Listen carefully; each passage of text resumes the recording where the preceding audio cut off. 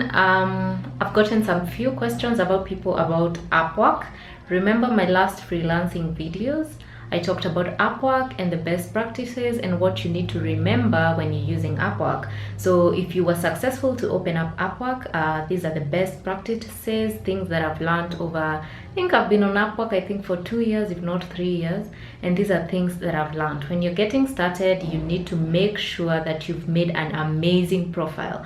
A profile that describes your skills and your rate per hour.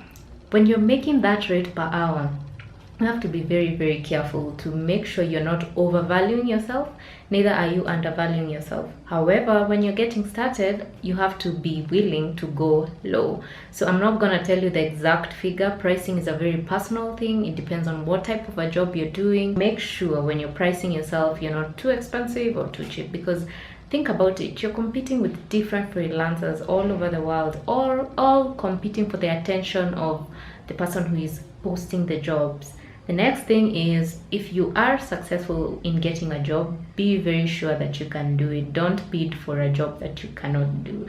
Make sure you have the skills, you have the software, you have all the material that you need to do that job well. And also, more than anything, make sure you have the time. So if a job is saying this, I need this job in 3 days, make sure you're not giving it after 4 days, because that won't reflect well on you.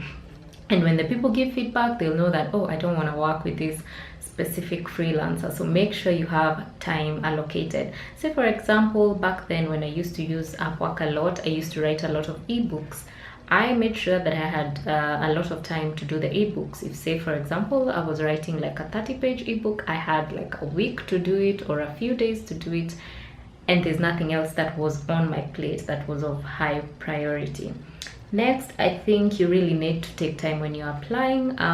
Make sure you're writing a good application. Apart from them viewing your profile, they can ask you to write a paragraph or to apply for a certain type of a job. If, say, it's a copywriting job, they might tell you like, oh, give us a paragraph or tell us more about how you're willing to do this.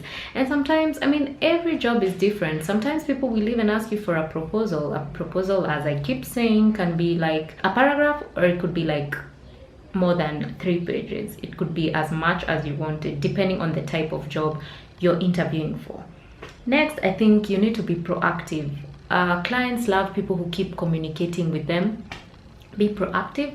Make sure you're communicating with the client, asking more. Another thing I learned how to do is ask the client. So what would be an amazing response for you? What would be an amazing result for this type of job? If, say, somebody has given you a data entry job, so you'd ask them, so how would success look like for this specific type of a job? And you would be wanting to interview the interviewer as they interview you. Ask questions. These are the questions that make somebody see that you're interested in the job. Do some research and drop in some few facts and stuff like that. Basically, just think of yourself as one among many. What sets you apart? A simple generic CV will not do the work. So make sure you're setting yourself up for success. Like everything else in life, you need to make sure your proposal, your answers, your way of working, your working style, your professionalism, everything is reflecting on you, and you're trying to get this client to work with you later. Another thing that I've learned that not everyone does, actually I think like 1% of people on Upwork do, is request feedback.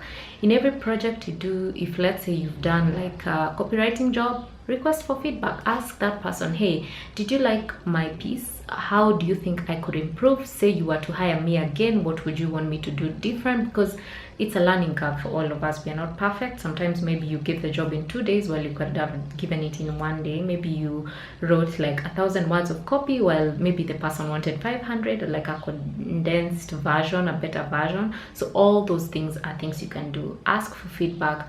Keep talking to the client, and those are the best practices. Those are the things that are gonna set you up for success on Upwork. If you have any other questions about Upwork or freelance sites, at least if I know I've used them, I'll let you know. Bye guys.